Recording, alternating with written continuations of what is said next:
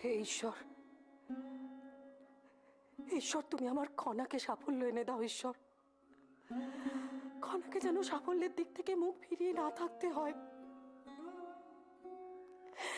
তুমি আমার জীবনের সব সুখ শান্তি কেড়ে নাও, বদলে বদলে তুমি আমার আমার খনাকে সাফল্য এনে দাও। ঈশ্বর, আমার খনাকে সাফল্যের দিকে এগিয়ে নিয়ে যাও তুমি।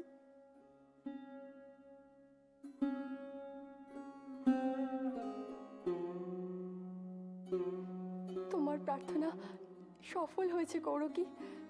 ভগবান মুখ তুলে চেয়েছেন, খনার স্বপ্ন সার্থক হয়েছে। রাজসভায় রাজসভায় খনার শিক্ষা গ্রহণের অধিকার মেনে নেওয়া হয়েছে। আপনি আপনি ঠিক বলছেন। আমি জানতাম জানতাম আমার ঈশ্বর এত নির্দয় হতে পারেন না। খনার সাফল্য আসবেই, আমি তো জানতাম। এই সাফল্যের কৃতিত্ব শুধু একমাত্র তোমার। আমরা তো দেখেছি কিভাবে তুমি খনার ছায়া সঙ্গী হয়ে থেকেছ। নিজের কন্যার মতন করে তুমি ওকে মানুষ করেছ। না না, তার জন্য নয়। আসলে খনাই যে আমার আমার জীবনের সব। ওর মধ্যেই তো আমি আমার জীবনের সব দুঃখ কষ্ট সবকিছু ভুলে থাকার রসদ পাই। আর আজ আজ এত বড় একটা সুসংবাদ পেলাম যে আমি আমি সত্যি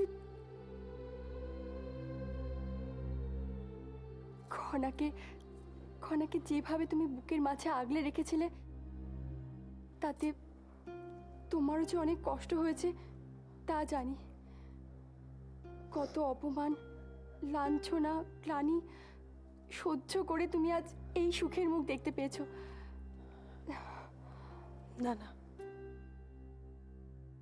আমার দুঃখ কষ্ট যন্ত্রণাকে আমি কোনোদিনই ততটা গুরুত্ব দিইনি, জানেন। একবার ভাবুন তো, আমাদের এই ছোট্ট খনা কত দুঃখ কষ্ট যন্ত্রণা সহ্য করেছে। কিন্তু না না, আজ সে সবকিছু ভুলে থাকার দিন। কারণ আজকে যে আনন্দের দিন, আজ জয়ের দিন। আমাদের খনা জয়লাভ করেছে, তার মানে খনার মধ্যে দিয়ে আমাদের সত্যের জয়লাভ হয়েছে, ন্যায়ের জয়লাভ হয়েছে।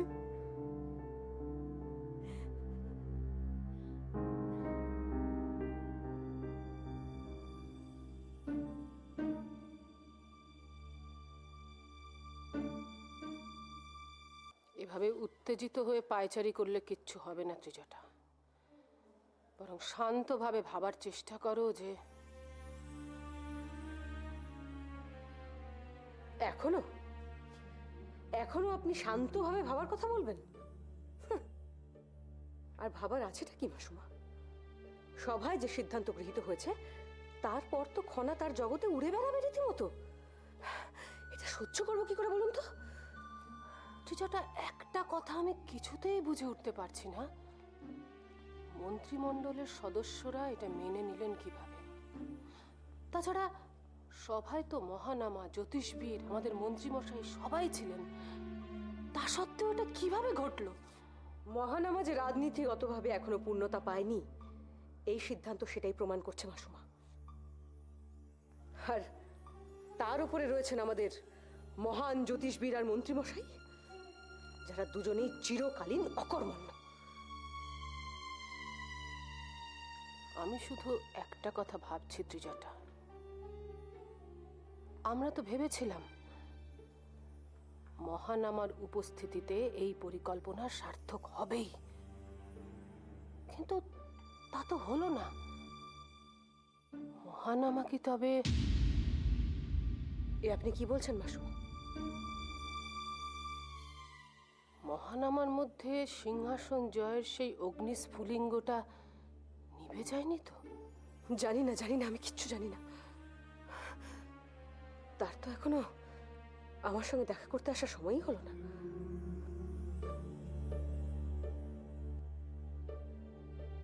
ভেতরে আসতে পারি রাজুদি?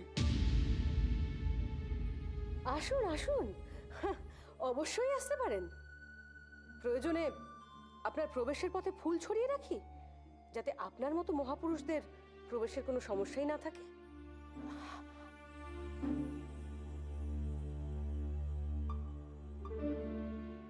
রাজৌদি, আপনার ক্রোধ হওয়াই খুব স্বাভাবিক, কিন্তু রাজসভায় যেটা ঘটে গেছে তাতে করে থামুন। অপ্রাসঙ্গিক ছেলে ভোলানো কাহিনী আমাকে শোনাবেন না জ্যোতিষবীর।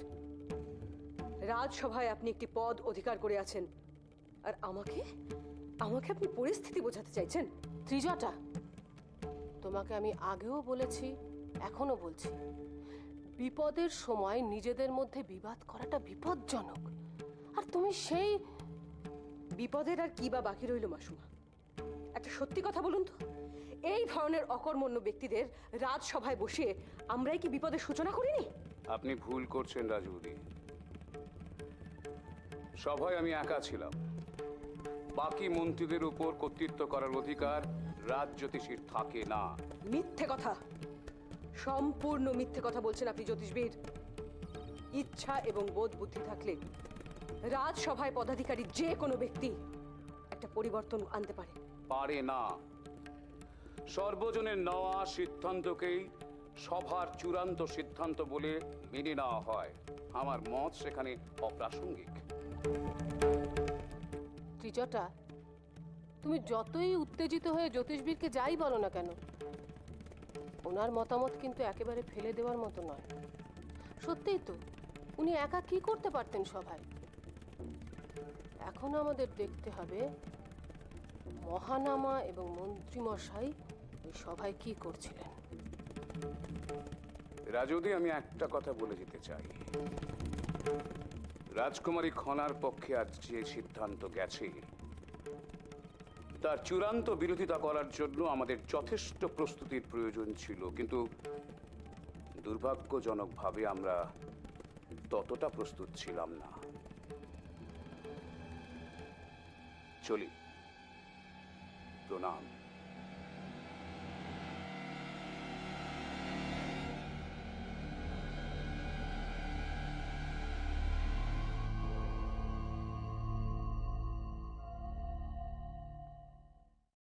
এতক্ষণে তোমার আসার সময় হলো? হ্যাঁ, রাজসভার পরে একটু ব্যস্ততা ছিল আমার। এত কিসের ব্যস্ততা মহানামা?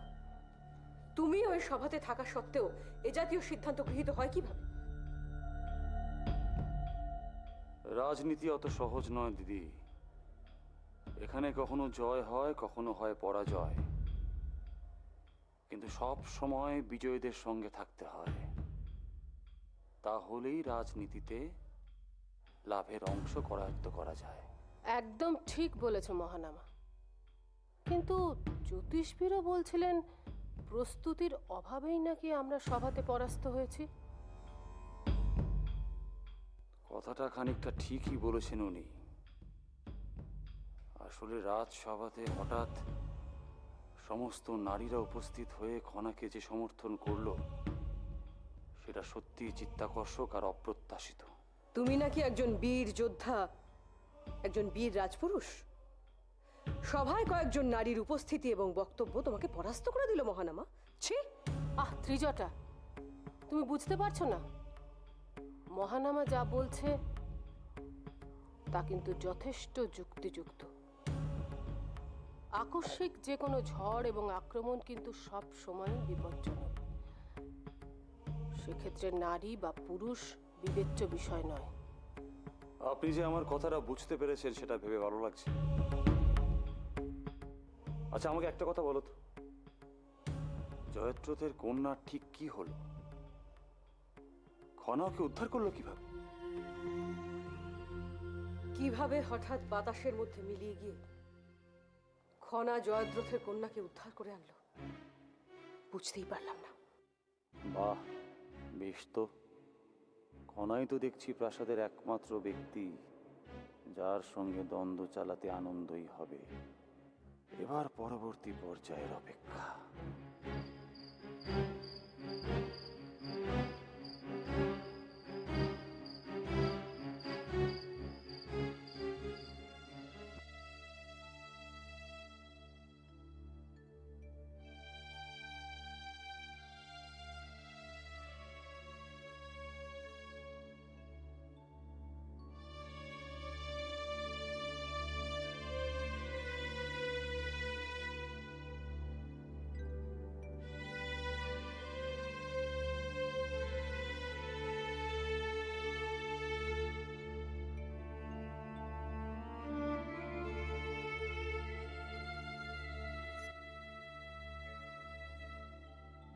আমাদের পরিবারের এত পুরনো রীতিনীতিকে একজন বৃদ্ধ আচার্যের কথায় আমি নষ্ট হতে দিতে পারি না, এবং আমি তা দেবও না। এই পরিবারে আমার কথাই হবে শেষ কথা।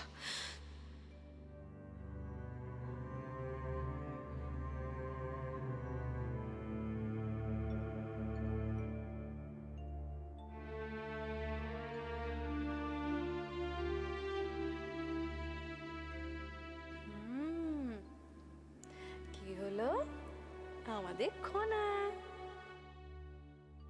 তুমি জানো না তুমি আমার কাছে কতটা গুরুত্বপূর্ণ। কিন্তু আমি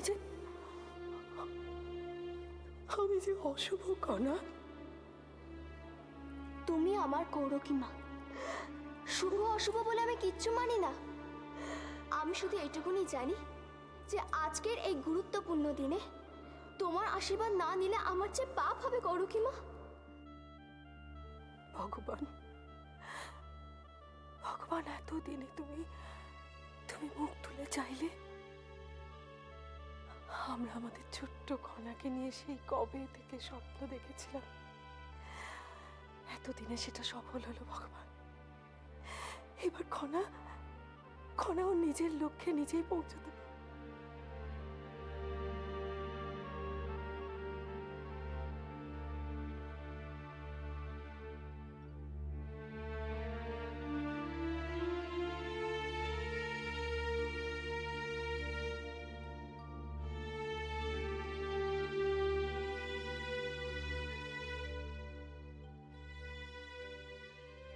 না না খনা, তুমি আমার স্পর্শে এসো না।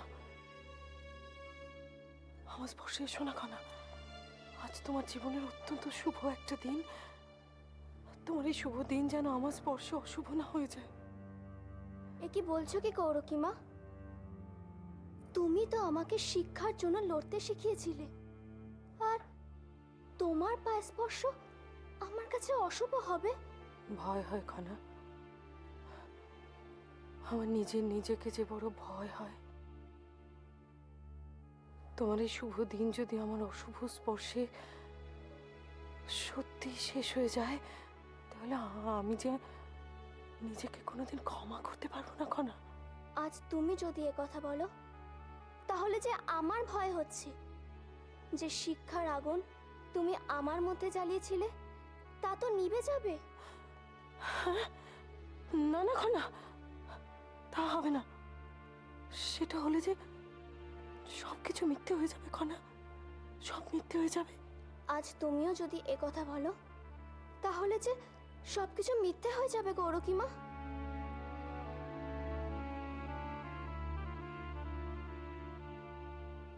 আজ আমি যতটা এগোতে পেরেছি তা তো তোমার জন্যই কৌরকী মা। কথা দাও আমাকে, সব সময় তুমি আমাকে এইভাবেই সাহায্য করে যাবে। আর হ্যাঁ, কোনোদিনও তুমি আমাকে এইভাবে বলবে না যে তুমি আমার জন্য অশুভ। কথা দাও আমাকে, কোনোদিনও বলবে না তো? আমার খনা,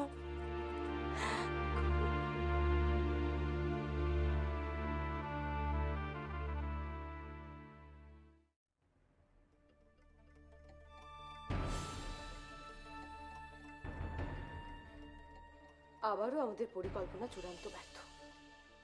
আর এবার শুধু ব্যর্থতা নয়, এবার তো খনার নামে তুমুল জয়ধ্বনি উঠবে। তুমিই বলো ভাই, এবার আমাদের পরিকল্পনায় কোথায় ত্রুটি ছিল বলো আমায়।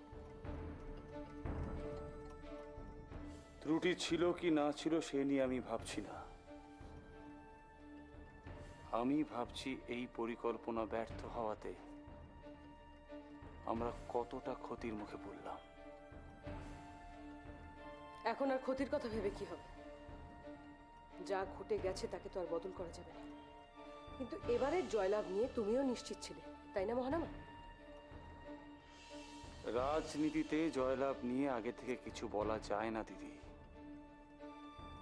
পরিকল্পনা রূপায়ণ করে পরবর্তী পরিকল্পনার দিকে এগিয়ে যাওয়ার আরেক নাম হলো রাজনীতি। আর সেখানে, ঠিক সেখানেই চূড়ান্ত ব্যর্থ হচ্ছি আমরা বারংবার। কোনোবারই পরিকল্পনাকে সফলভাবে রূপায়িত করা যাচ্ছে না। এমনটাই যদি ঘটতে থাকে তাহলে তো কোনোদিনই আমরা আমাদের স্বপ্ন পূরণ করতে পারবো না। স্বপ্ন সফল হতেই হবে দিদি, এত তাড়াতাড়ি হতাশ হলে চলবে না। যে পথ দিয়ে আমি এগোচ্ছি সেই পথের সামনে যত বড় বাধা বিপত্তি আসুক না কেন, নিজেকে গুটিয়ে আমি রাখতে পারবো না। তাই যদি হবে তাহলে খনার মতো এক শিশুর কাছে তুমি এভাবে পরাস্ত হলে কিভাবে? বড় বিপত্তি কাটিয়ে ওঠার আগেই যদি... ভুল করছে দিদি, আমি খনার কাছে পরাস্ত হইনি। রাজসভায় সমস্ত নারী একসাথে একত্রিত হয়ে খনার পক্ষে যে জোরালো সমর্থন জানাবে সেটা আমার জানা ছিল না। কিন্তু এই মুহূর্তে খনাই তোমার প্রধানতম প্রতিদ্বন্দ্বী, সেটা তুমি মানবে আশা করি। খনা আমার বড় প্রতিদ্বন্দ্বী ঠিকই, কিন্তু তার চেয়েও আরো একজন আছে যে সব থেকে বড় প্রতিদ্বন্দ্বী হয়ে উঠতে পারে। কার কথা বলছো তুমি? এমন একজন আছে যে প্রখর বুদ্ধি রাখে আর যে সব সময় খনাকে সমর্থন করেই চলেছে। কি বুঝতে পারছো না, তাই তো? ভাবো ভাবো, এমন কে আছে যে পরিস্থিতি জটিল করে সভাতে আমার সমস্ত পরিকল্পনা ধ্বংস করতে সচেষ্ট ছিল? সমৃদ্ধি।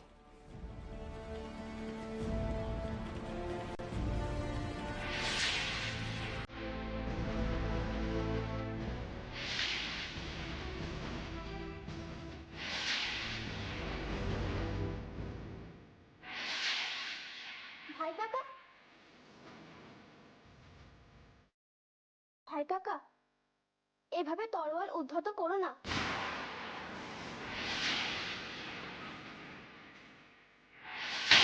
তাই যদি হয় না, সমৃদ্ধি যদি আমাদের পথের প্রধানতম কাঁটা হয়ে দাঁড়ায়, তাহলে তাকে এই প্রাসাদ তথা অনুরাধাপুরম থেকে পার করে দেওয়ার সমস্ত কাজ আমি স্বহস্তে করব।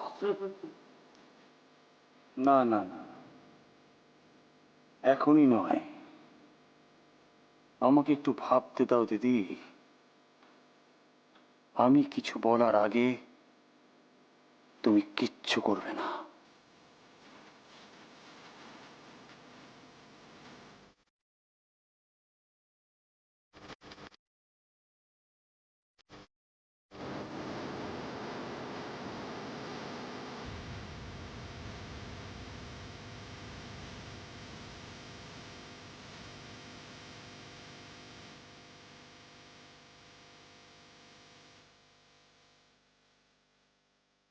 জীবনে বহু নারীর সংস্পর্শে এসেছি আমি, কিন্তু এত রূপবতী হয়েও এতটা বুদ্ধিমতী না না না না, আগে কখনো পাইনি। জীবনে প্রথমবার তাই কোনো নারীর সংস্পর্শ এত এত রোমাঞ্চকর লাগছে। এই রাজনীতির খেলা দেখছি সত্যিই খুব উপভোগ্য হয়ে উঠবে।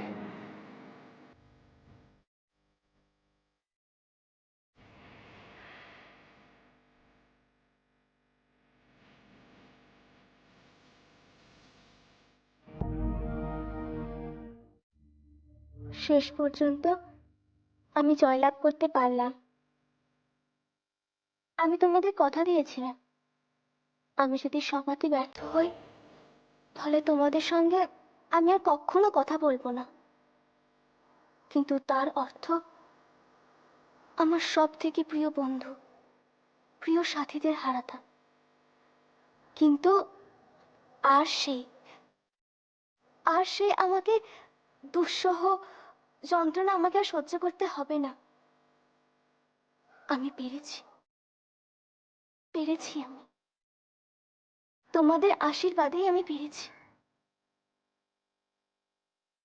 ব্যাপার কি খনা, আজ যে তোমার আনন্দ আর ধরছে না দেখতে পাচ্ছি আমি। আমার সোনাম, শোনো খনা, আজ আমি তোমার কাছে একটা কথা স্বীকার করতে চাই। চিরকালই আমি আমার মনের মণিকোঠায় এক পুত্র সন্তানের স্বপ্ন দেখেছিলাম। আমার দুঃখ ছিল আমার কোনো পুত্র সন্তান নেই, কিন্তু ঈশ্বর আমাকে যে সন্তান উপহার দিয়েছেন তা এক পুত্র সন্তানের চেয়ে অনেক বেশি। কারণ তুমি তোমার কথা রাখতে পেরেছো খনা। তুমি লব আর কুশের মতো আমার সব আশা আকাঙ্ক্ষা পূরণ করেছো। আজ যদি জয়দ্রথের কন্যার কিছু হয়ে যেত তাহলে আমি। এইভাবে বলো না মা, জয় তো শুধু আমার একার হয়নি, আমরা সকলে মিলে সত্যের পথে ন্যায়নিষ্ঠ ছিলাম, তাই এই জয় সম্ভব হলো। জানি খনা, আমরা তো কখনো অন্যায় পথে পা দিইনি, এই জয়লাভ তো আমাদের হতোই, তাই না? এদিকে এসো মা, এসো।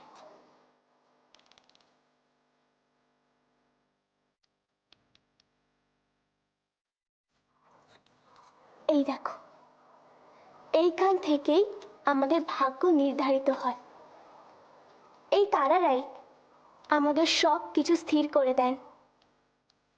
যারা সত্যের পথে ন্যায়ের পথে থাকে তারারাও তাদের পথ পরিবর্তন করে উজ্জ্বল ভবিষ্যতের দিকে এগিয়ে দেন। তাহলে কনামা, তোমার তারারা আমার কি ভবিষ্যৎ নির্ধারণ করবে?